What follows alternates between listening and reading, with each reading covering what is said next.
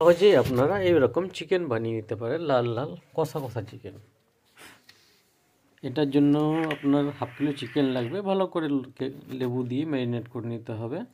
তারপরে হলুদ, জিরে, ধনে এবং সামান্য নুন, ওটাকে জল দিয়ে গুলে রেখে দিলাম। কুচো টমেটো, কুচো ধনে পাতা রেখে নিলাম।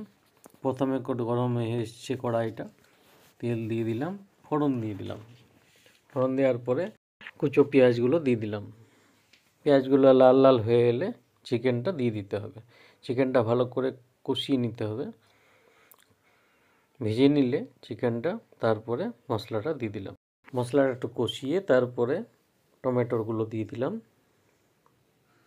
ভালো করে আর একটু নাড়িয়ে ঢাকা দিয়ে দিলাম। এরপরে কাশ্মীরি মির্চটা দিয়ে দিলাম। দেখুন কত সুন্দর লাল লাল কষা কষা চিকেন।